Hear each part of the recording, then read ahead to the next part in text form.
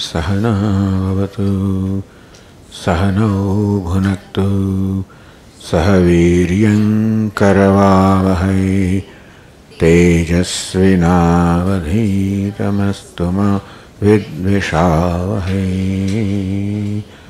ओम शांति शांति शांति। ओम पूर्णमदः पूर्णमिदं पूर्णात् पूर्णमुदच्यते पूर्णस्य पूर्णमादाय पूर्णमेवावशिष्यते। ओम शांति शांति शांति। श्रुतिस्मृतिपुराणानाम् आलयं करुणालयं नमामि भगवत्पादं शङ्करं लोकशङ्करं शङ्करं शङ्कराचार्यं केशवं बादरायणं सूत्रभाष्यकृतौ वन्दे भगवन्तौ पुनः पुनः। ईश्वरो गुरुरात्मेति मूर्तिभेदविभागिने व्योमवद्व्याप्तदेहाय दक्षिणामूर्तये नमः। ॐ पार्थाय प्रतिबोधितां भगवता नारायणेन स्वयं व्यासेन ग्रथितां पुराणमुनिना मध्ये महाभारतम् अद्वैतामृतवर्षिणीं भगवतीम् अष्टादशाध्यायिनीम् अम्ब त्वामनुसन्दधामि भगवद्गीते भवद्वेषिणीम्।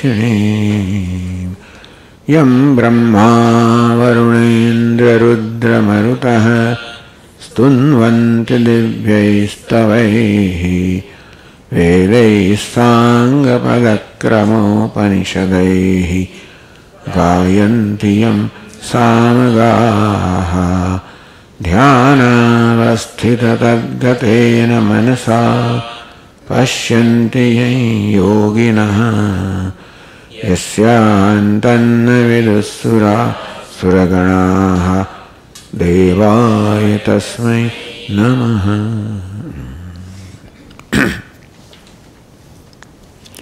य एवं वेत्ति पुरुषं प्रकृतिं च गुणैः सह सर्वथा वर्तमानोऽपि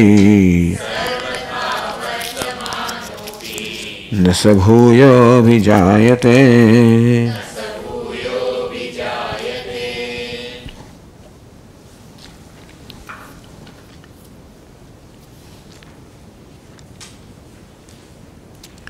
एवं लक्षणम आत्मानं यो विजानाति स विदेहि कैवल्यम प्राप्नोति।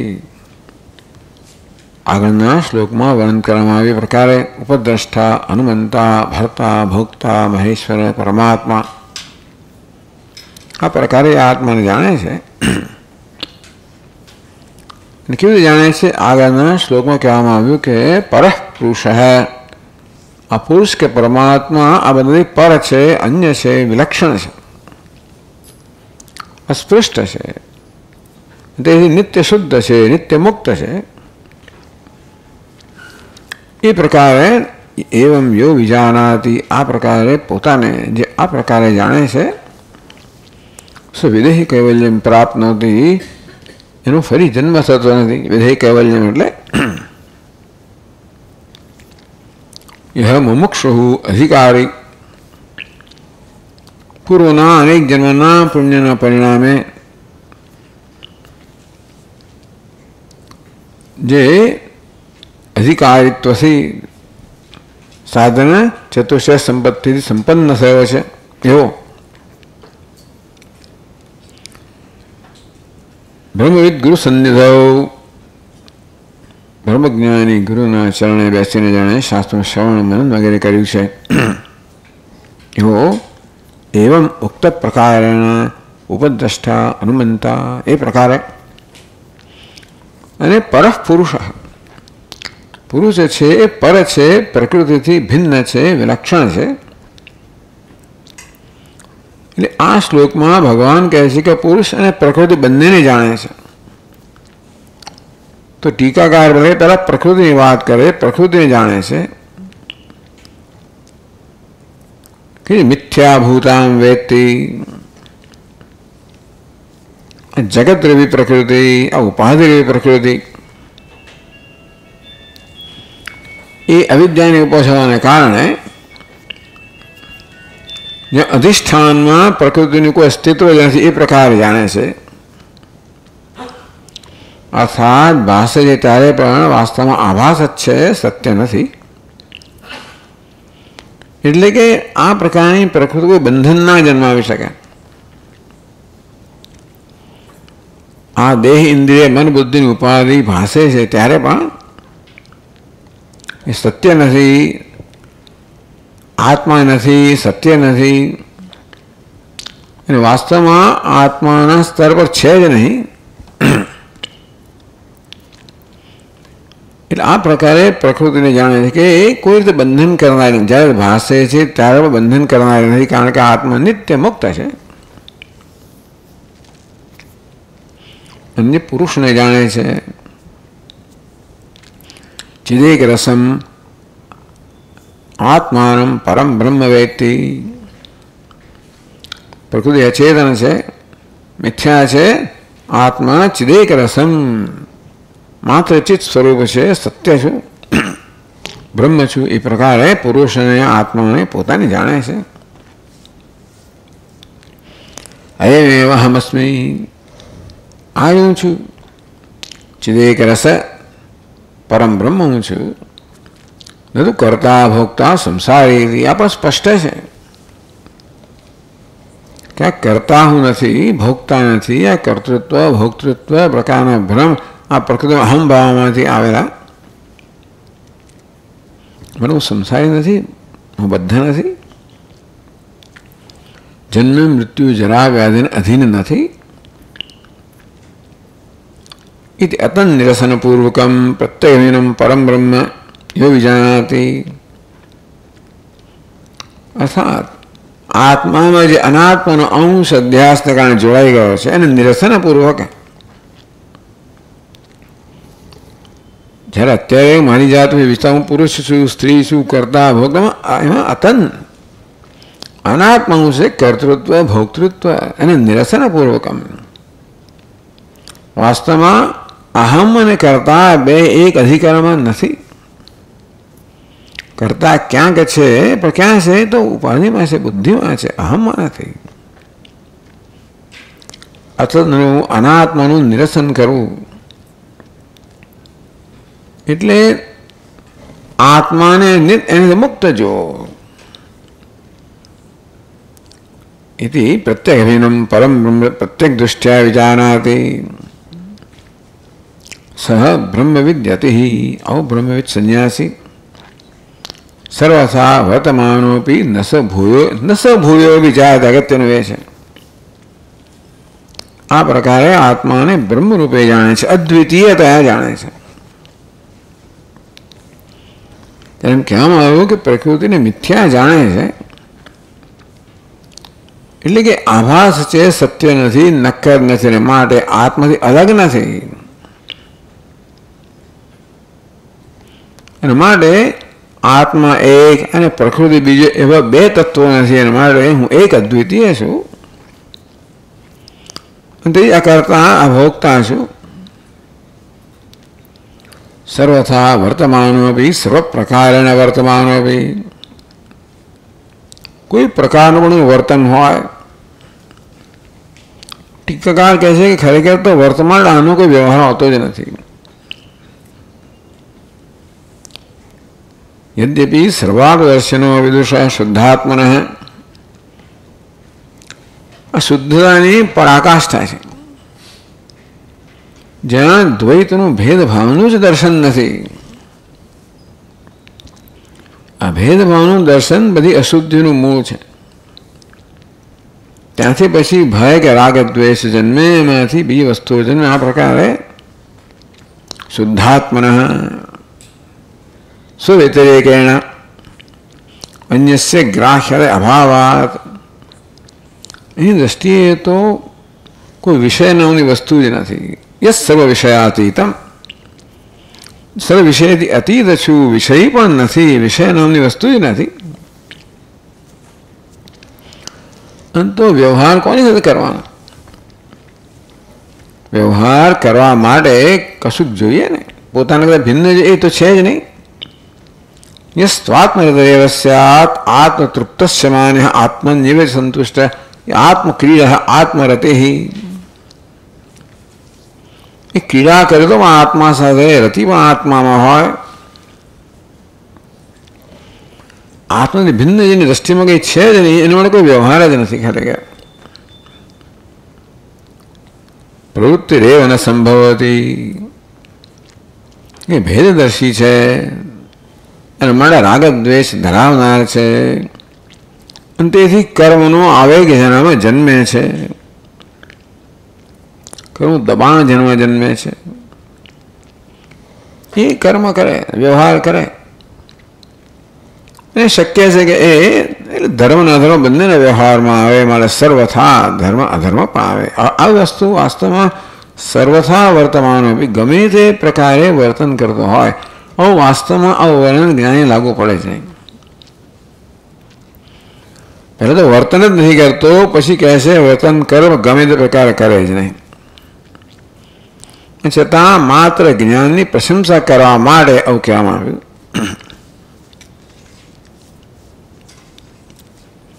ન સ ભૂયો વિજાયતે સહ ભૂય ન વિજાયતે, એ ફરી જન્મ લેતો નથી, અર્થાત ફરી જન્મવાનું નથી. દુષ્ટાદુષ્ટ પ્રારબ્ધવશાત દેહે તદ અનુરૂપેણ પ્રવૃત્તિ સતી. નૈવ કિંચિત કરોમિ, હું તો કંઈ કરતો જ નથી. ઇન્દ્રિયાણી ઇન્દ્રિયાર્થેષુ વર્તન્તે, આ ઇન્દ્રિયો પોતાના વિષયમાં વ્યવહાર કરે છે, પ્રવૃત્તિ થાય એનું નામ કર્મ. અને તેથી આ બધું પ્રારબ્ધથી થાય છે.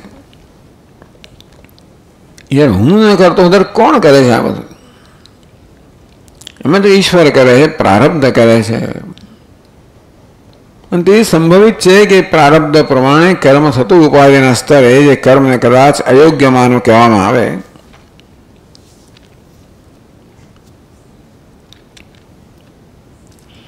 પરદૃષ્ટા વિવિધમ પ્રવૃત્તિવદ્ભવતી,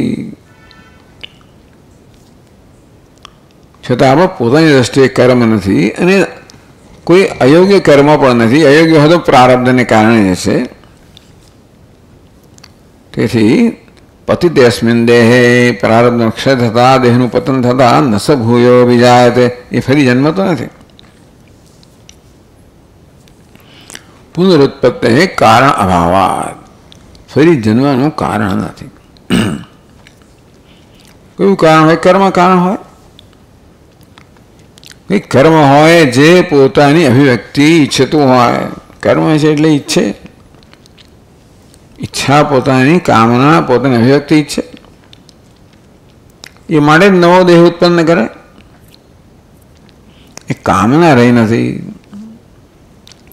અકામયમાન અકામ નિષ્કામ આપ્તકામ આત્મકામ, જેના કામના જ નથી રહી, એની દ્રષ્ટિમાં આત્મા જે કંઈ છે જ નહીં.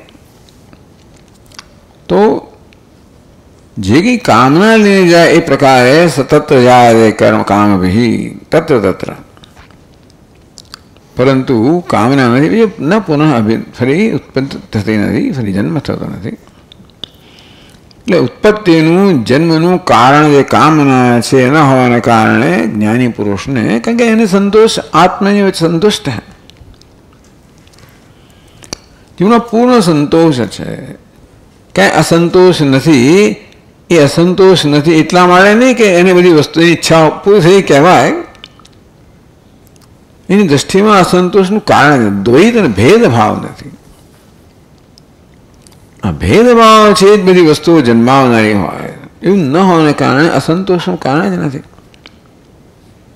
કામનાનું કારણ નથી. મારે જન્મવાનું કારણ નથી.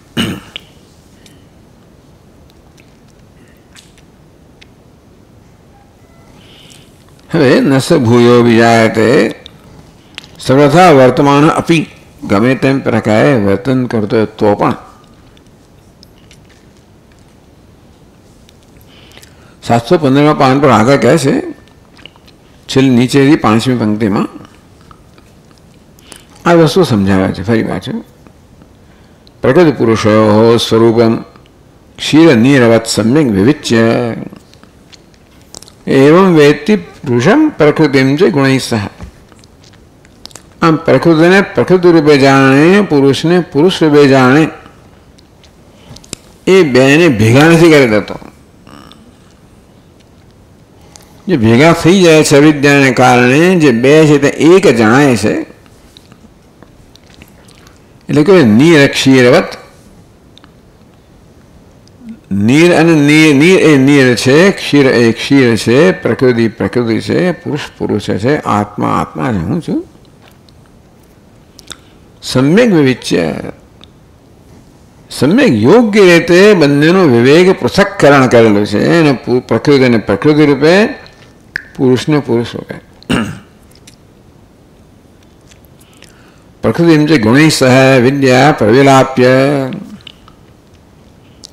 અને પ્રકૃતિ સત્ય નથી, આભાસ છે, અને માટે એને છૂટ છે, સ્વતંત્રતા છે કે એમાંથી પોતાના મનને, પોતાની વૃત્તિને ખેંચી લે.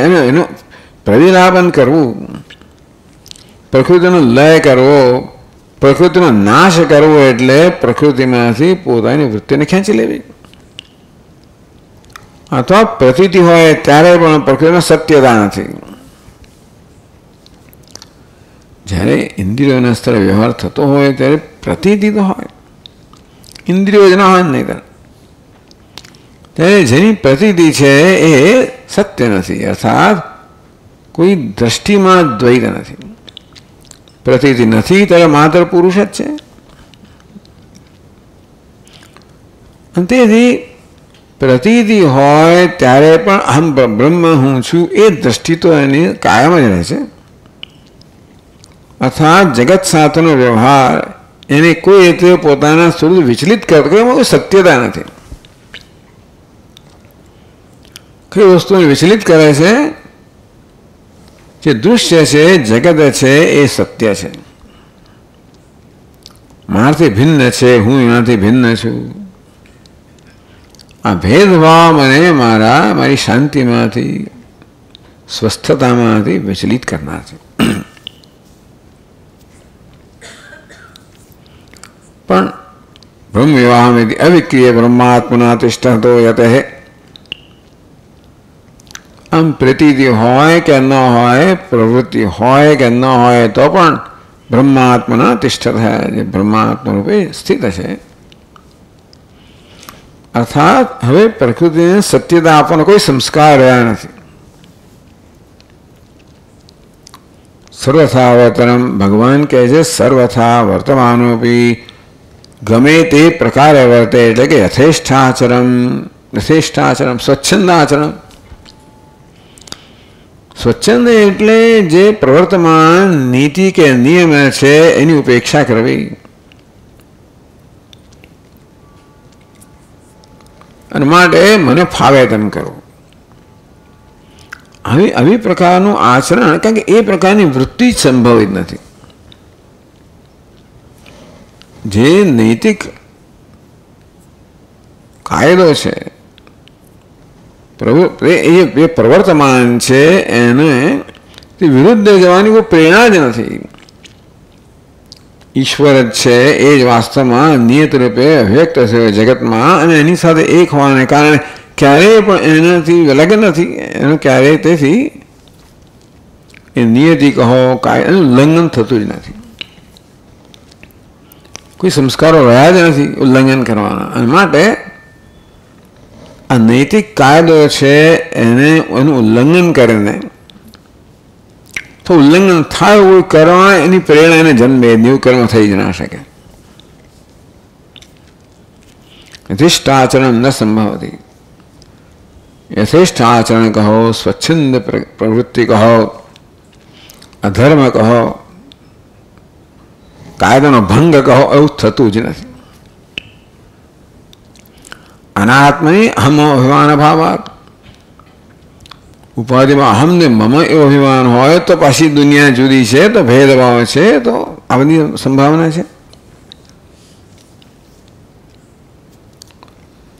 સતી એવ અનાત્મની દેહેન્દ્રિયાદો અહમ મમ અભિનિવેશે. આ શરીરમાં, ઇન્દ્રિય, મન, બુદ્ધિમાં અહમ ભાવ હોય, હું છું, મારું છે, ત્યારે પછી આ દેહની તૃષ્ણા મારી તૃષ્ણા બની જાય, દેહની પરતંત્રતા મારી પરતંત્રતા બની જાય, દેહની જરૂરિયાત મારી જરૂરિયાત બની જાય. અને તો પછી આ જરૂરિયાતો કહો, તૃષ્ણાઓ કહો, એ મને કશું ને કશું કરવા માટે બાધિત કરે. આ પ્રકારે મને પરતંત પરવશ બનાવીને કરે. કાર્ય હ્યવશઃ કર્મ. તો માણસ પરવશતાથી કર્મ કરતો હોય છે, કારણ કે એવો આવેગ એનામાં જન્મે. ઇદમ કર્તવ્યમ ઇદમ ભોક્તવ્યમ. અંદર અસંતોષ હોય તો ઇદમ ભોક્તવ્યમ, આ મારે સુખ લેવું જોઈએ, આનંદ લેવો જોઈએ, ભોગ લેવો જોઈએ, આ કરવું જોઈએ, આ પ્રકારે આ કરવું જોઈએ, આ ભોગવવું જોઈએ, એ બધું અસંતુષ્ટ હૃદયમાંથી પ્રગટ હોય છે. ઈચ્છા આવેગે ચ પુંસ કર્મણી દુષ્ટે અદુષ્ટે જ પ્રવૃત્તિ દૃશ્યતે. આવું હોય ત્યારે જોઈએ કે મનુષ્યમાં સારી કે ખરાબ, દુષ્ટે કર્મણી અદુષ્ટે કર્મણી. અધર્મનું કર્મ હોય, ધર્મનું કર્મ, આવી પ્રવૃત્તિ મનુષ્યમાં ક્યારે જોવામાં આવે? જ્યારે મનમાં કામનાનો આવેગ હોય. એ ત્યારે હોય જ્યારે અનાત્મામાં આત્મબુદ્ધિ હોય. એ ત્યારે હોય જ્યારે આત્માના સ્વરૂપનું જ્ઞાન ન હોય. તો આ બધી પ્રવૃત્તિ હોય એટલે યથેષ્ટ આચરણ સ્વચ્છંદ, તો આચરણ ત્યારે સંભવિત છે, ઈચ્છા પ્રેરિત આચરણ. મને ધર્મનું આચરણ કરતો, સકામ કર્મથી કામથી પ્રેરણા કરતો, એવું પણ આચરણ ના હોય. એવું અજ્ઞાની પુરુષમાં હોય. ન સતી તતઃ તદ્વિહસ્ય સર્વં બ્રહ્મૈવ પશ્યતઃ. સતી અસતી જે પ્રવૃત્તિ ન ઉપયુજ્યતે એવ. તેથી સત હોય કે અસત હોય, સતી એટલે સારું. સત એટલે અહીંયા સત્પુરુષ, સત્કર્મ એ અર્થમાં સત શબ્દનો પ્રયોગ થયો. સત્કર્મ ધર્મ કર્મ, અસત્કર્મ એટલે અધર્મનું કર્મ, એટલે પુણ્ય પાપ કર્મ. એવી પ્રવૃત્તિ એવી ન હોય જેનામાં અહમ ભાવ નથી, કર્તૃત્વ ભોક્તૃત્વ નથી, કામનો આવેગ નથી.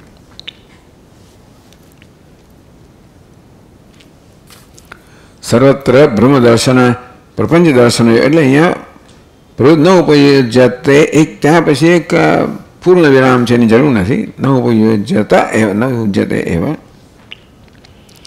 સર્વત્ર બ્રહ્મ દર્શન પ્રપંચ દર્શનયો પરસ્પર વિરુદ્ધત્વાत्. આમ સર્વત્ર બ્રહ્મનું દર્શન થવું, અનાત્મનું દર્શન થવું, હવે હોઈ ના શકે. તો જ્ઞાની પુરુષ બધા હોય જ ના શકે કે ત્યારે ભગવાન કહે છે શું કામ? ભાઈ આપણા કહેવા પ્રમાણે આમ અદ્વિતીય આત્મ તત્વનું જેને જ્ઞાન છે એને પછી કોઈ કર્મની પ્રેરણા નથી, તો પછી દુષ્ટ કર્મ કરવાની પ્રેરણા ક્યાંથી આવે? તો સ્વચ્છંદ કર્મની પ્રેરણા હોય જ નહીં, તો કરે જ નહીં, તો ભગવાન કહે છે શું કામ? સર્વથા વર્તમાન એટલે કહે છે તર્હિ સર્વથા વર્તમાન અભેદ વચન વ્યાહતિ સ્યાદિતિ. જો આ પ્રકારે આવી યથેષ્ટ કે સ્વચ્છંદ પ્રવૃત્તિ સંભવ જ ન હોય તો શા માટે ભગવાને કહેવું જોઈએ કે યથેષ્ટ પ્રવૃત્તિ કરવા છતાં પણ એ બંધાતો નથી? જ્યારે એ છે જ ભગવાન કહે શું કામ? તો ભગવાનનું કહેવું શું થાય? વિરુદ્ધ થઈ જાય, વિરોધાભાસવાળું થઈ જાય. એ વ્યાહતિ સ્યાદિતિ.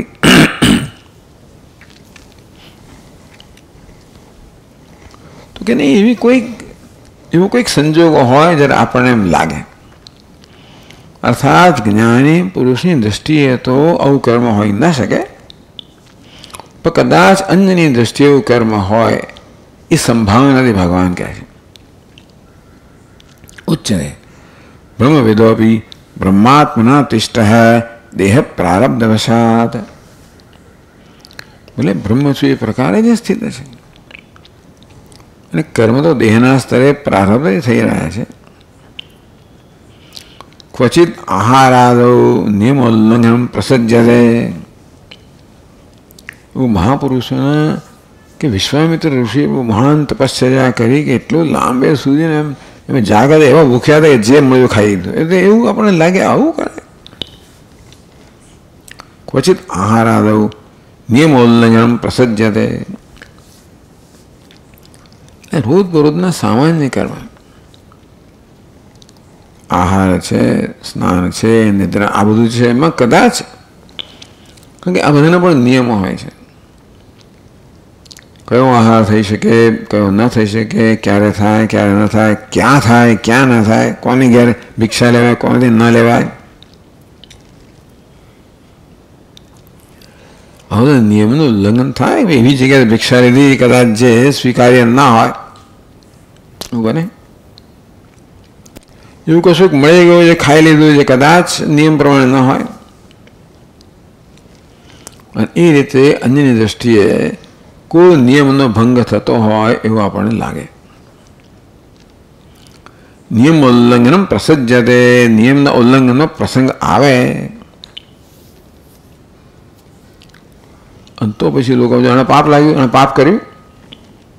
તેને એ તસ્ય જ્ઞાનમ તત્ફલમ ચ પ્રતિહન્યતે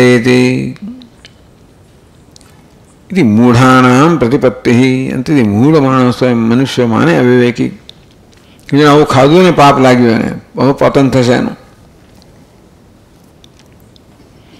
એનું જ્ઞાન ક્યાંય જતું રહ્યું, જ્ઞાનનું ફળ પણ નહીં મળે એને. એથી મૂઢાનામ પ્રતિપત્તિ માટે એવા મૂળ અવિવેકી મનુષ્યોને આ પ્રકારનો પ્રતિપત્તિ કહો નિર્ણય એમના મનમાં જન્મે કે આ તો પાપી છે અને માટે એને જ્ઞાન કે એનું ફળ ના મળે. તામ વારિદ વચન ભાગવતો કહો. એટલા માટે ભગવાન આમ કહે છે ભાગવતમ વચન, ભગવાનનું વચન છે. સર્વથા વર્તમાનો બી નસ ભૂય જાય તેથી. એટલે કદાચ કોઈના મનમાં આ પ્રકારનો ખ્યાલ જન્મે એ ખ્યાલનો નિષેધ કરવા માટે ભગવાને કહ્યું. અથવા નહીં તો ટૂંકમાં ભગવાને કહ્યું છે એનો કોઈ વ્યાઘાત કે વિરોધાભાસ નથી. તો હવે આગળ કહે છે 24મા શ્લોકથી એવમ જ્ઞેયં યત્તત્ પ્રવક્ષ્યામિ ઇત્યાદિના. એટલે 12મા શ્લોકથી આ વિષયની ચર્ચાનો પ્રારંભ થયો અને અત્યાર 23 શ્લોક સુધી એટલે 12 શ્લોકોનું ભગવાને બહુ વિસ્તારથી ઉત્તમ રીતે નિરૂપણ કર્યું. જ્ઞેયં યત્તત્ પ્રવક્ષ્યામિ યજ્ઞાત્વા અમૃતમશ્નુતે. હું તને જ્ઞેય અર્થાત જે જાણવાનું છે, જ્ઞાનનો વિષય છે, પરમ બ્રહ્મ છે, એના વિશે હું પ્રવચન આપીશ અર્થાત એનું નિરૂપણ કરીશ. જેનું જ્ઞાન પ્રાપ્ત કરીને તો મુક્ત થશે, અમર થઈ જશે, ફરી જન્મ નહીં લેવો પડે. ચાલો અનાદિમત પરમ બ્રહ્મ ન સત્તન્નાસદુચ્યતે. પરમ બ્રહ્મ અનાદિ છે, સત નથી, અસત નથી. ઇત્યાદિના નિરૂપિતસ્ય બ્રહ્મણ સ્વરૂપમ વિજ્ઞાય. આ પ્રકારે ભગવાને જે નિરૂપણ કર્યું બ્રહ્મનું પરમાત્મા સ્વરૂપનું જ્ઞાન પ્રાપ્ત કરીને પ્રકૃતિથી વિલાપે પ્રકૃતિ પછી બ્રહ્મના જ્ઞાનમાં અદ્વિતીય જ્ઞાનમાં કોઈ દ્વિતીય કહો પ્રકૃતિ રહેતી નથી એટલે ભેદભાવ રહેતો નથી. ચાલો અર્થાત પ્રકૃતિનું પ્રતીતિ પણ ના થાય એવી આવશ્યકતા નથી. પ્રકૃતિમાં સત્યતા પ્રતીતિ શુદ્ધનો બાદ કરે છે. વાસ્તવમાં પ્રકૃતિની સત્યતાનો બાધ થાય. तो ज कई पण प्रकारનો વ્યવહાર સંભવિત બને જ્યારે પ્રકૃતિ હોય. એ વ્યવહાર બંધન કરનાર નથી, પ્રતીતિ બંધન કરનાર નથી, પરંતુ આ ભેદ દૃષ્ટિ બંધન કરનાર એ તો રહી નથી. સ્વયં અહમ ચ બ્રહ્મ વેતિ સર્વં બ્રહ્મૈવ પશ્યતો યતેઃ. આ સર્વને હું વાસુદેવ સર્વમિતિ અહમ હરિ સર્વમિદમ જનાર્દન, આ પ્રકારની જેની દ્રષ્ટિ છે. તદ્વિજ્ઞાન ફળ, એ વિજ્ઞાનનું ફળ પણ કહ્યું વિદેહી કૈવલ્યમ પ્રતિપાદ્ય. ભગવાને તત્વનું સ્વરૂપ કહ્યું, જ્ઞાનનું સ્વરૂપ કહ્યું, જ્ઞાનના ફળનું પણ નિરૂપણ કર્યું. બધું કહેવાય ગયું. અધુના મુમુક્ષુણામેવ ઉત્તમ મધ્યમ અધમ અધિકારીણામ નિર્વિશેષ બ્રહ્મ પ્રાપ્તએ. વળી પાસે ભગવાન મુમુક્ષુઓ માટે ઉત્તમ, મધ્યમ, અધમ એ 3 સ્તરના અધિકારી મુમુક્ષુઓ માટે નિર્વિશેષ બ્રહ્મ પ્રાપ્તએ. મુમુક્ષુઓ ભિન્ન ભિન્ન પ્રકારની યોગ્યતા ધરાવનારા મુમુક્ષુઓ નિર્વિશેષ બ્રહ્મને આત્મતયા કેવી રીતે જાણે, જ્ઞાન કેમ પ્રાપ્ત કરે? તત્ત અધિકાર અનુરૂપાણી સાધનાની તો તે મોક્ષની યોગ્યતા પ્રમાણે સાધન છે એનું નિરૂપણ ભગવાન ધ્યાનની દ્વાભ્યામ 2 શ્લોકમાં કરે છે. તો 24મા શ્લોકમાં કહે છે ધ્યાનેન આત્મનિ પશ્યન્તિ કેચિદાત્માનમાત્મના અન્યે સાંખ્યેન યોગેન કર્મયોગેન ચાપરે.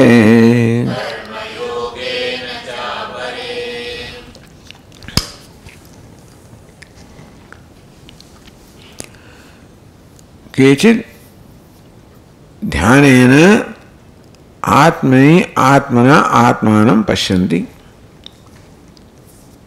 કેચિત ઉત્તમાધિકારીની વાત કરી. ધ્યાન ધ્યાન વડે, આ ધ્યાન શબ્દનો અર્થ ટીકાકાર નિધિધ્યાસન એવો કરે છે. એ શબ્દ નથી વાપરતા, પણ એમના વર્ણન પરથી આત્મની આત્માનમ પશ્યતિ, આત્મની બુદ્ધિમાં આત્માનું દર્શન કરે છે. આત્મના સ્વયં. અન્ય સાંખ્યેન યોગેન, અન્ય લોકો સાંખ્ય એટલે આત્માનાત્મ વિવેક રૂપી યોગથી કરે છે. કર્મયોગેન ચાપરે, અને જે સૌથી ઉતરતા અધિકારી છે એ કર્મયોગ, પછી સાંખ્યયોગ અને પછી ધ્યાન યોગ, આ પ્રકારના 3 પગથિયા કહેવામાં આવ્યા. તો ધ્યાનેન એટલે ભગવાન આ શબ્દનો પ્રયોગ કરે છે માટે ટીકાકાર સમજાવે છે કેચિત ઉત્તમાધિકારીનો યતઃ, ઉત્તમાધિકારી યતિઓ એટલે સંન્યાસીઓ, એટલે વારંવાર આ મહાપુરુષો યતિ શબ્દનો પ્રયોગ કરતા હોય છે કે જેમને બીજો કોઈ વ્યવહાર નથી, જેમનું કોઈ કર્તવ્ય કર્મ નથી,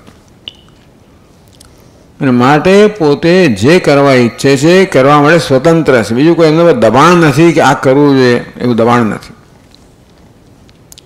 માટે જે કરવા ઈચ્છે છે કરવાની સ્વતંત્રતા ધરાવે છે.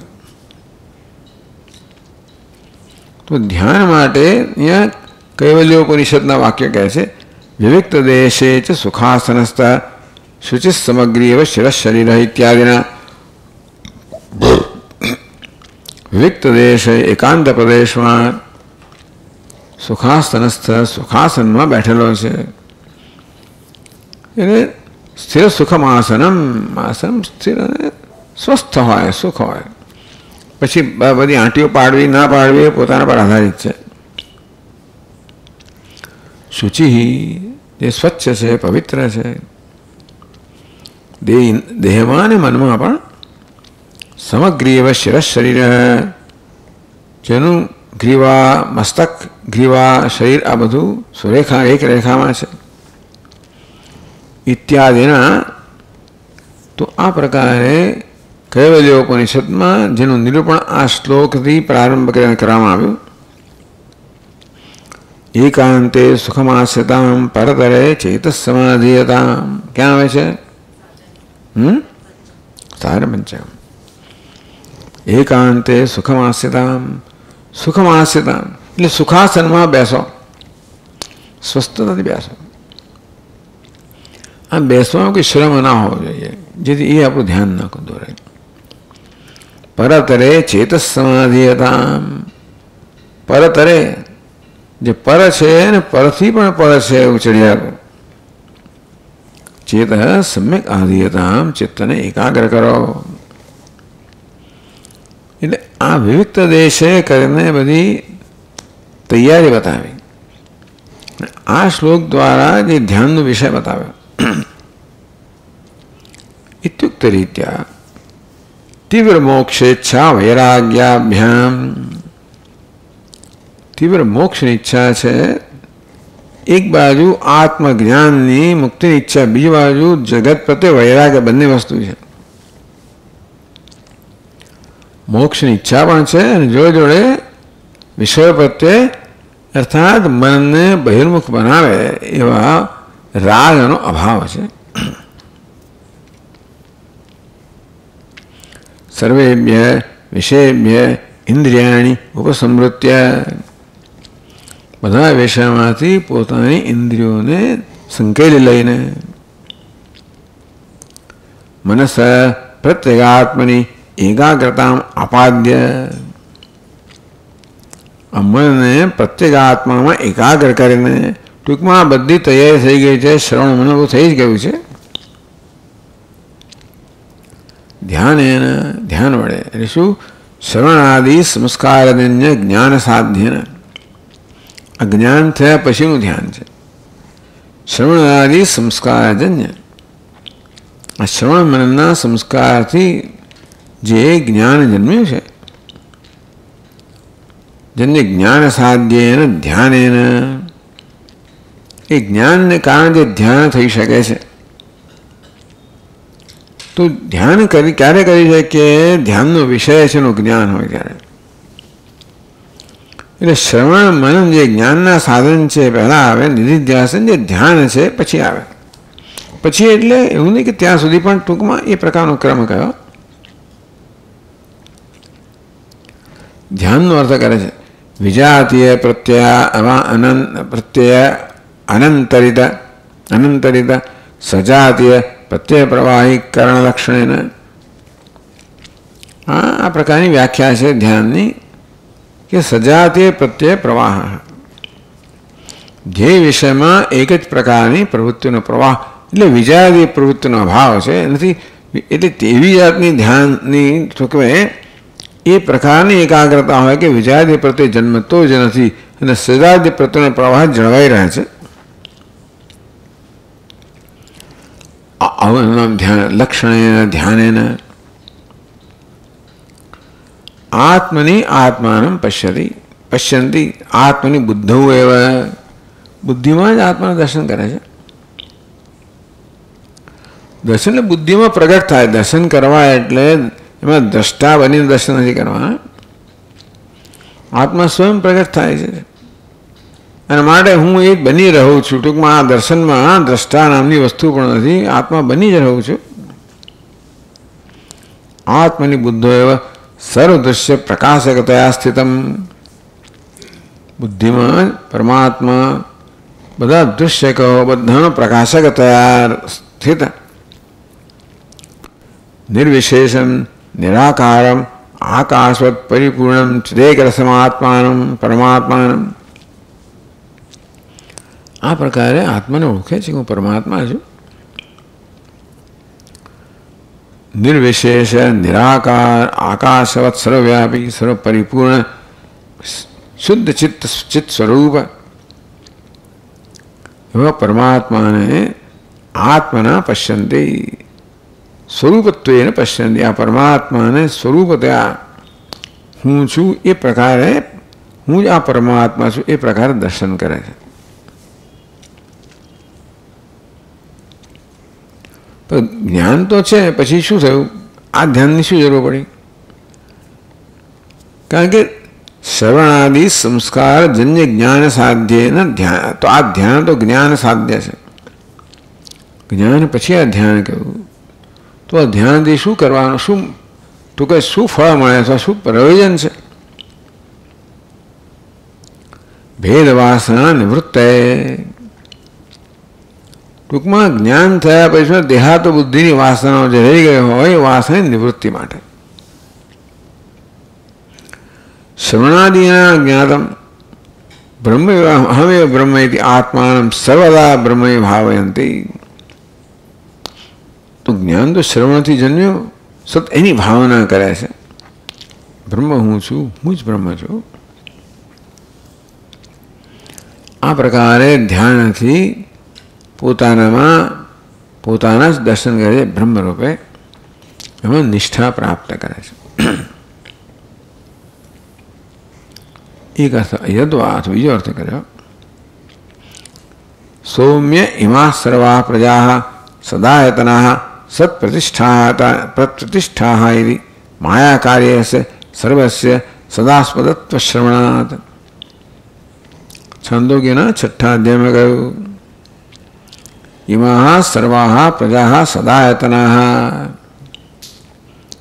આયતન આ બધા જે પ્રજા, બધી પ્રજા છે અર્થાત જે પ્રાણીઓ છે કે જે કંઈ જગત છે, આયતન કે અધિષ્ઠાન સત છે. સત પ્રતિષ્ઠા જઈને સતમાં એટલે ટૂંકમાં સતમાં જેમની ઉત્પત્તિ છે, સતમાં જેની સ્થિતિ છે, સતમાં બ્રહ્મમાં એ જઈને લીન થઈ જાય છે. ઇતિ માયા કાર્યસ્ય આ સર્વાહ કહ્યું ને, સર્વાહ પ્રજા એટલે નામ રૂપાત્મક એ શું છે? માયા કાર્ય. જેને સર્વ કહેવામાં આવ્યું શું છે? માયાની ઉત્પત્તિ, માયાની ઉત્પત્તિ છે. સર્વસ્ય સદાસ્પદત્વ શ્રવણાદ. કે આ શ્રવણ થયું, શ્રુતિએ પ્રતિપાદન કર્યું કે જે નામ રૂપાત્મક જગત ક્યાં ઉપાધિ છે એ માયાનું કાર્ય હોવાને કારણે સત્ય અભિન્ન છે.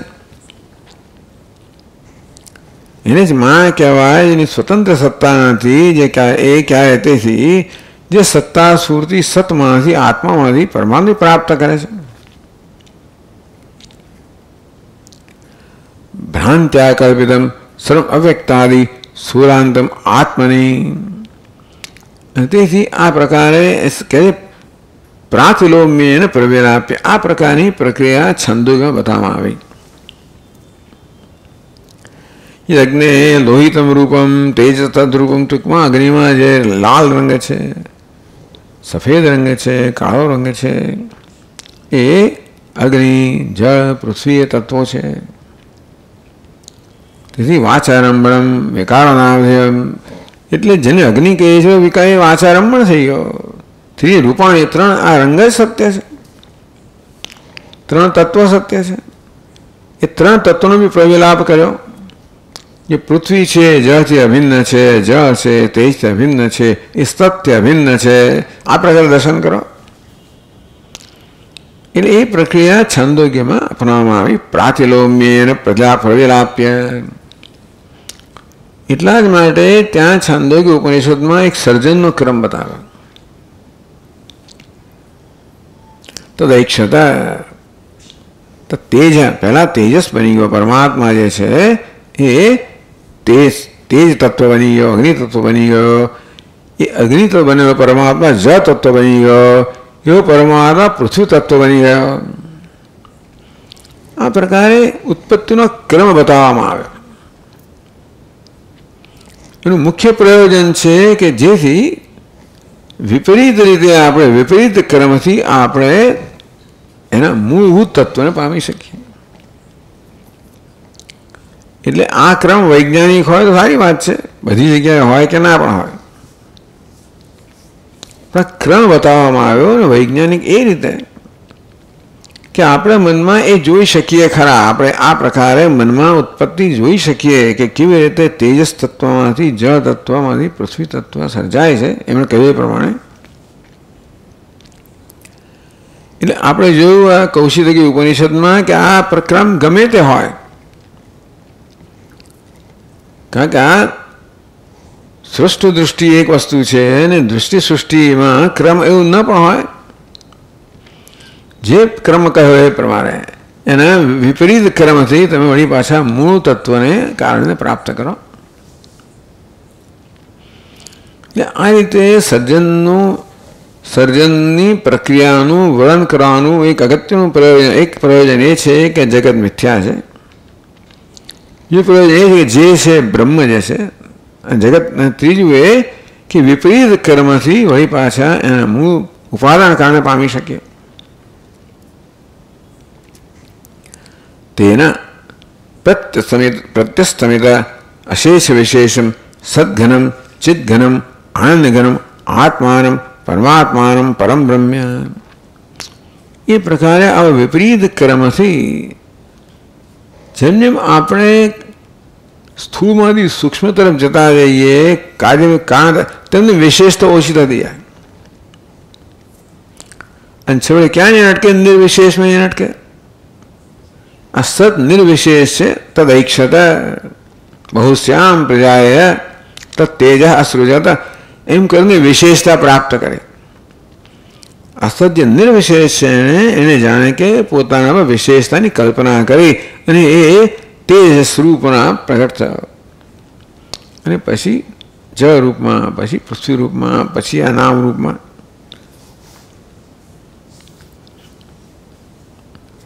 તેથી આ પ્રક્રિયાથી વિશેષતા ઓછી થતા થતા છેવટે નિર્વિશેષ તત્વ જ શેષ રહે. પ્રત્યસ્તમિત અશેષ વિશેષમ, બધા વિશેષ જે છે એ બધા પ્રત્યસ્તમિત જે અસ્ત થઈ ગયો છે તો શું બાકી રહે? નિર્વિશેષ સદઘનમ ચિદઘનમ આનંદઘનમ. ક્યાંક સત સ્વરૂપની વાત કરવામાં આવી 6થા અધ્યાયમાં, ચિત્ત સ્વરૂપની વાત કરવામાં આવી 8મા અધ્યાયમાં, આનંદ સ્વરૂપની વાત કરવામાં આવી 7મા અધ્યાયમાં. એવું છાંદોગ્યમાં જ આ પ્રકારે કહેવામાં આવે, બતાવવામાં આવ્યું. આત્માનમ પરમાત્માનમ એ ત્રણેય જગ્યાએ પ્રક્રિયા બતાવવામાં આવી, એવો ક્રમ બતાવવામાં આવ્યો. 7માં જુદી રીતે ક્રમ બતાવ્યો, 8માં પણ બતાવ્યો, અવસ્થાત્ર એ રીતે બતાવ્યો. પરમ બ્રહ્મ ધ્યાનેન આ પ્રકારે. તો આ રીતે પરમ બ્રહ્મનું ધ્યાન આ વિપરીત ક્રમથી પ્રવિલાપ કરતા કરતા નિર્વિશેષ તત્વ હું આત્મા છે, હું છે પ્રકારે પરમ બ્રહ્મ ધ્યાનેન બ્રહ્માકારકારિત અંતઃકરણ વૃત્ત્યા. ધ્યાન એટલે એ વૃત્તિનો પ્રવાહ, બ્રહ્માકાર વૃત્તિનો પ્રવાહ. તૈલધારાવત અવિચ્છિન્નયા વૃત્ત્યંતર નિર્મુક્ત એ જ પ્રકારે, જેમાં તો કે વિપરીત વૃત્તિ નથી, એવી સજાતીય વૃત્તિ. બ્રહ્મવામિતિ આત્મા સ્વસ્વરૂપત્વેન પશ્યંતિ, હું જ બ્રહ્મ છું એ પ્રકારે બ્રહ્મને આત્મતયા સ્વસ્વરૂપતયા પશ્યંતિ, જુએ છે, દર્શન કરે છે, બની રહે છે. આમ દ્રષ્ટા દૃશ્યનો ભેદ નથી. સ્વસ્વરૂપ તેનો પશ્યંતિ. યત્રોપરમતે ચિત્તમ નિરુદ્ધમ યોગ સેવયા યત્ર ચૈવાત્મનાત્માનમ પશ્યન આત્મનિ તુષ્યતિ. ભગવાને 6ઠ્ઠામાં વર્ણન કર્યું. યત્ર ઉપરમતે ચિત્તમ નિરુદ્ધમ ચિત્તમ યોગ સેવયા ચૈવ આત્માનમ આત્મનિ પશ્યતિ. સુખમ આત્યંતિક તદ બુદ્ધિ ગ્રાહ્યમ અતીન્દ્રિયમ એ સુખ સ્વરૂપ કહ્યું.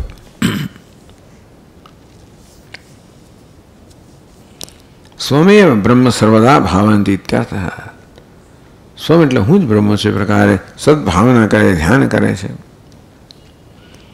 આ ઉત્તમાધિકારનું વર્ણન કર્યું ધ્યાન એને. પછી બીજી પંક્તિમાં અન્ય સાંખ્યેન યોગેન આત્મની આત્માનમ પશ્યન એ પ્રકારે ગ્રંથકાર સમજાય, ટીકાકાર સમજાવે છે. એટલે અન્ય સાંખ્યેન યોગે, અન્ય એટલે કોણ? મધ્યમાધિકારીણ, મધ્યમ અધિકારીઓ. તો મધ્યમ કોને કહેવાય? કહે છે નિરુક્ત ધ્યાન યોગ અક્ષમાહ, જે નિર્વિશેષ બ્રહ્મના ધ્યાનનું કરવામાં આવ્યું એ પ્રકારનું ધ્યાન કરવાની ક્ષમતા ન ધરાવતા હોય. યતિઓ તો છે જ, પણ એની પહેલાનું પગથિયું સાંખ્યેન યોગેન પશ્યંતિ. સાંખ્ય એટલે સાંખ્ય, પણ સાંખ્ય કોને કહેવાય? સાંખ્યમ નામ બુદ્ધે સર્વાસુ અપી અવસ્થાસુ અહમ નિત્યકૂટસ્થ અસંગચિદ્રૂપે વસ્મિ ન કદાપી ચલે ન કુર્વે ન ભુંજેતિ સ્વસ્ય ચૈતન્યાકાર માત્રસ્ય પ્રત્યેક વૃત્યા. અહીંયા બ્રહ્મ સાધન અભેદની વાત નથી કરતા, પણ સાંખ્ય કારણ કે આત્મા પર કેન્દ્રિત છે. સાંખ્ય શાસ્ત્રમાં બ્રહ્માત્માની એકતા નથી, પણ આત્મા કેવો છે? તો નિત્ય કૂટસ્થ, આ સાંખ્યની વ્યાખ્યા નિત્ય કૂટસ્થ અસંગચિદ્રૂપ આત્મા. નિત્ય છું, કૂટસ્થ છું, નિર્વિકાર છું, અસંગ છું, ચિત્ત સ્વરૂપ છું.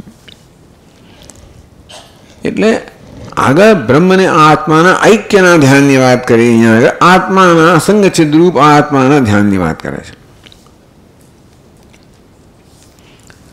સર્વાસ્વ બુદ્ધે બધી જ અવસ્થાઓમાં, બુદ્ધિની બુદ્ધિ પ્રકૃતિ ગમે તે અવસ્થા હોય, પણ હું તો અસંગચિદ્રૂપ આત્મા છું. ને કદાપી ચલે, તો બધું ચલન બુદ્ધિમાં છે, બધું કર્મ બુદ્ધિમાં છે, કર્તૃત્વ ભોક્તૃત્વ ચલન બધું બુદ્ધિમાં છે. હું આ બુદ્ધિની આ બધી અવસ્થાઓ છતાં પણ હું કેવો છું? તો કે નિત્ય કૂટસ્થ અસંગચિદ્રૂપ આત્મા છું. ન ચલે, મારામાં ચલન નથી. ન કુર્વે, હું કરતો નથી. ન ભુંજે, હું ભોગવતો નથી. સ્વસ્ય ચૈતન્યાકાર માત્રસ્ય પ્રત્યેક વૃત્યા. એટલે આમાં આ પ્રકારે આત્મતત્વમાં જ પ્રત્યેક વૃત્યા સર્વદા આ પ્રકારનું ધ્યાન. તો સ્વસ્ય ચૈતન્યાકાર માત્રસ્ય પ્રત્યેક વૃત્યા સર્વદા પ્રકૃતિ રાહિત્યમ. કે આ સાંખ્ય શાસ્ત્ર પુરુષ પ્રકૃતિ વિવેક સમજાવે છે. ભલે સાંખ્ય શાસ્ત્ર પ્રકૃતિને સત્યતા આપતું હોય, અને છતાં પણ પુરુષ અવિવેકથી પ્રકૃતિમાં બંધાયો છે. બંધન એ પુરુષનું આત્માનો સ્વભાવ નથી. અવિવેકને કારણે નિત્ય મુક્ત અસંગ ચિદ્રૂપ પર આત્મા બંધનનો અનુભવ કરે છે, એવો ભ્રમ છે. એવું સાંખ્ય લોકો પણ કહે છે. એ લોકો પણ અવિવેકને જ આ બંધનનું કારણ કહે છે. એટલે વિવેકથી, હા ભલે પ્રકૃતિ, પણ પુરુષ પ્રકૃતિ ભિન્ન છે, તેથી અસંગ એ કોઈ સાથે સંબંધ નહીં. પ્રકૃતિ સાથે ભલે પ્રકૃતિ રહી, પુરુષને આત્માને પ્રકૃતિ સાથે કોઈ સંબંધ, અસંગ છું.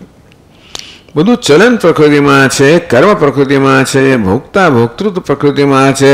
મારામાં ચલન નથી, કર્મ નથી, ભોગ નથી. આ બુદ્ધિની પ્રકૃતિ આ બધી અવસ્થાઓમાં પણ હું તો કૂટસ્થ છું, અસંગ ચિદ્રૂપ છું. આ પ્રકારે આવું દર્શન સાંખ્ય શાસ્ત્ર શીખવાડે છે. તે બધી જ અવસ્થામાં પ્રકૃતિથી એના સંબંધી રહિત છે. પ્રકૃતિની જે અવસ્થા હોય, એનો ગુણ હોય, વિકાર હોય, ધર્મ હોય, કર્મ હોય, જે કંઈ બધાથી એના સંબંધી રહિત છું. સંસાર મોક્ષ ઉપાય તો એને સાંખ્યમેવ યોગ. આમ સાંખ્ય આ પ્રકારે સંસારમાંથી મોક્ષનો ઉપાય આત્મદર્શન કે પ્રકૃતિ પુરુષ વિવેક ના રીતે કૂટસ્થ નિત્ય કૂટસ્થ ચિત્ત સ્વરૂપ આત્માનું દર્શન. પ્રકૃતિથી અસ્પૃષ્ટ અસંગ એ આત્માના દર્શનને એ લોકો મોક્ષનું સાધન કહે છે. તે સાંખ્યને યોગેને આત્મની બુદ્ધૌ આત્માનમ પશ્યતિ. આ પ્રકારે આત્મ અનાત્મ વિવેકની પ્રક્રિયાથી આત્માને સર્વ રીતે અનાત્માથી સ્વતંત્ર અસ્પૃષ્ટ જાણીને કે સર્વ ચલન કર્તૃત્વ ભોક્તૃત્વ બધું પ્રકૃતિમાં છે, અનાત્મામાં છે. હું નિત્ય શુદ્ધ છું, અચલ છું, અકર્તા છું, અભોગતા છું. આ પ્રકારે બુદ્ધિમાં પોતાનામાં પોતાના સ્વરૂપનું દર્શન કરવા.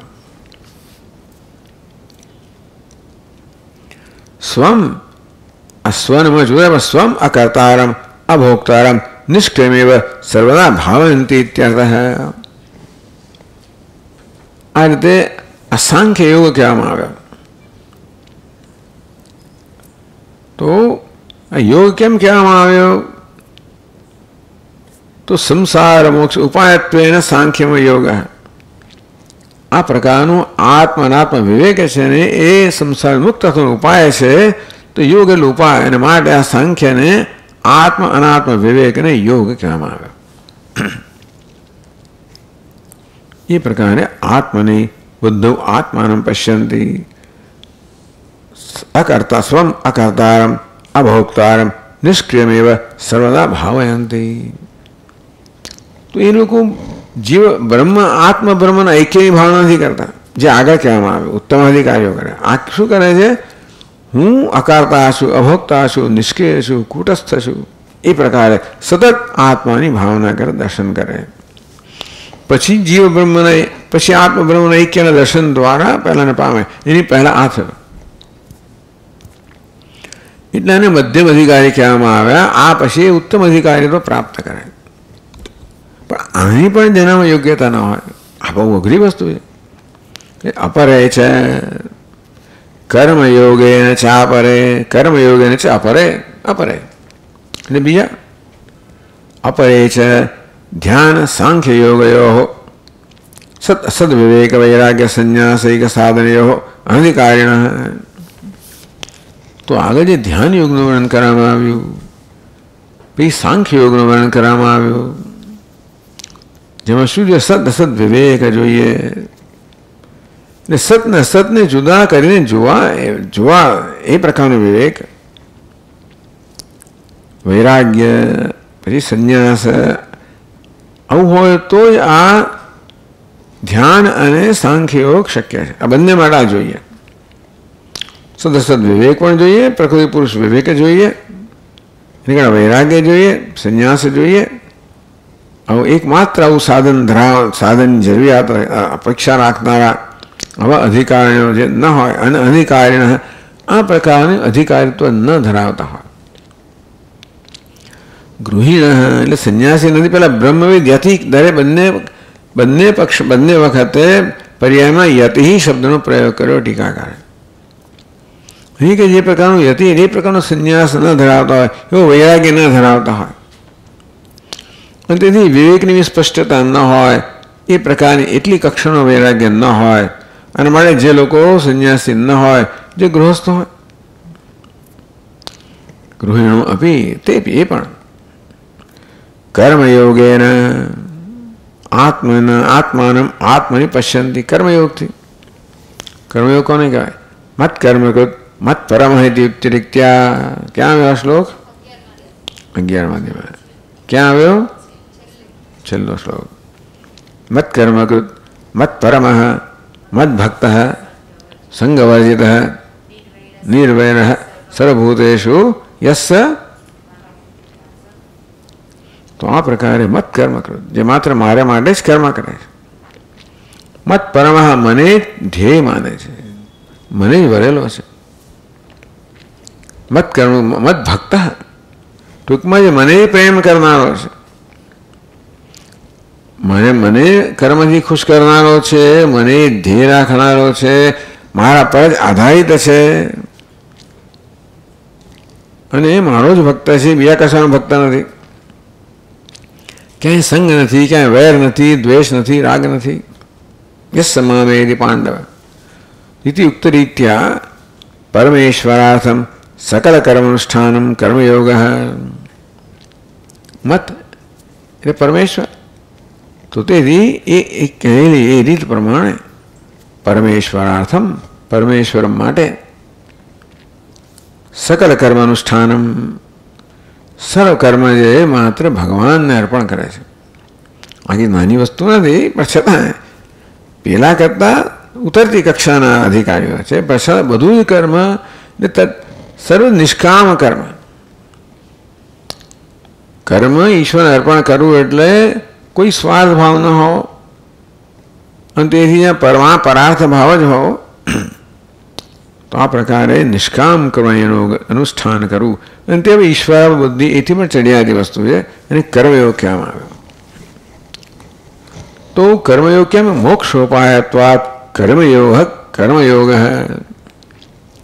આ પ્રકારે ઈશ્વરાર્પણ બુદ્ધિ કરાવેલું કર્મ જ મોક્ષનો ઉપાય બને માટે એ પ્રકારના કર્મને યોગ કહેવામાં આવ્યો.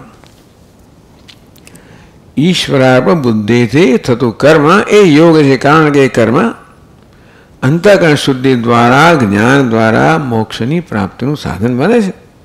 મારે કર્મને યોગ કહેવામાં આવે. યોગ એટલે મોક્ષ પ્રાપ્તિનું સાધન. તો પ્રત્યક્ષ પરોક્ષ પહેલાં ઉત્તમાધિકારમાં ધ્યાન કહ્યું એ મોક્ષનું પ્રત્યક્ષ સાધન, પછી પરોક્ષના વધારે પરોક્ષ સાધન. તેના ચિત્તશુદ્ધિ સંપાદન કારણેન આવા કર્મયોગથી શું થાય? ચિત્તશુદ્ધિ સંપાદન કારણેન ચિત્તશુદ્ધિ, કારણ કે એમાં સ્વાર્થ ન હોય ને. સ્વાર્થ એ અશુદ્ધિ છે, મુખ્ય અશુદ્ધિ, બાકીની અશુદ્ધિ આવે. એટલા માટે જ પ્રતિપક્ષ ભાવના કે સ્વાર્થની પરમાર્થ. હું મારી જાતના અર્પણ કરું નહીં, ઈશ્વરને અર્પણ કરું. એટલે ચિત્તશુદ્ધિનું આ ભાવના છે, ચિત્તશુદ્ધિનું કારણ છે. એ કર્મ એના વડે નિમિત્ત બને. કર્મ કરતી વખતે આ પ્રકારની ભાવના સેવવાનું કર્મ નિમિત્ત બને. જો જેટલે અંશે સેવે એટલા અંશે આપણે સ્વાર્થ ભાવનાથી ધીમે ધીમે ધીમે મુક્ત થઈએ. આરાધયંત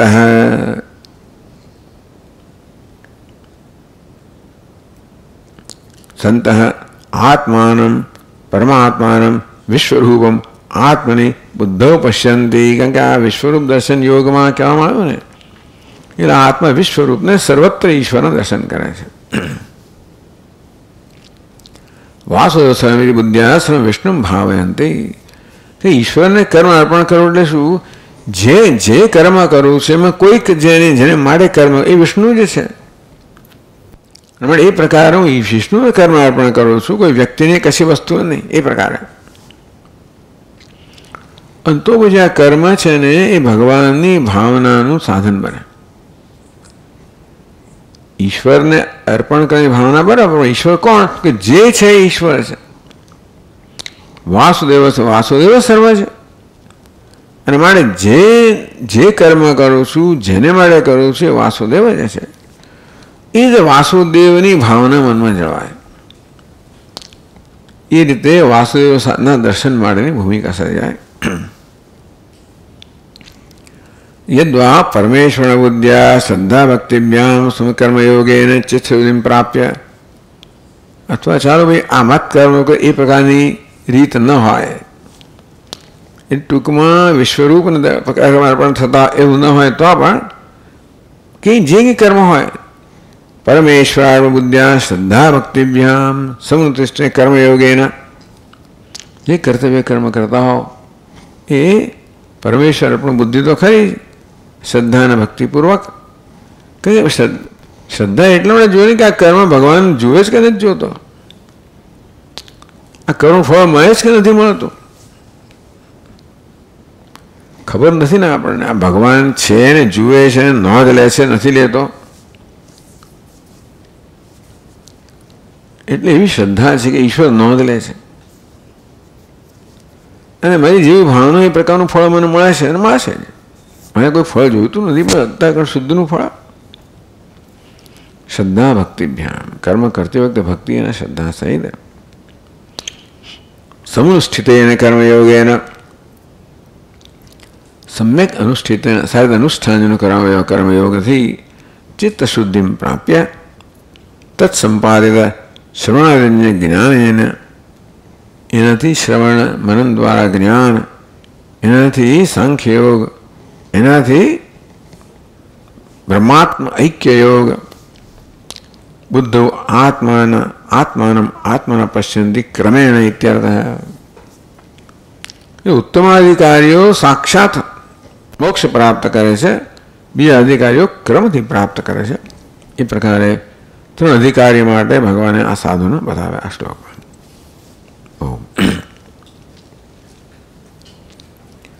ઓમ પૂર્ણમદઃ પૂર્ણમિદં પૂર્ણાત પૂર્ણમુદચ્યતે પૂર્ણસ્ય પૂર્ણમાદાય પૂર્ણમેવાવશિષ્યતે. ઓમ શાંતિ શાંતિ શાંતિ. શંકરં શંકરાચાર્યં કેશવં બાદરાયણં સૂત્રભાષ્યકૃતૌ વંદે ભગવन्तौ પુનઃ પુનઃ. ઈશ્વરો ગુરુરાત્મેતિ મૂર્તિભેદવિભાગિને વ્યોમવદ્વ્યાપ્તદેહાય દક્ષિણામૂર્તયે નમઃ. ઓમ શાંતિ શાંતિ શાંતિ. હરિ ઓમ. શ્રી ગુરુભ્યો નમઃ. હરિ ઓમ.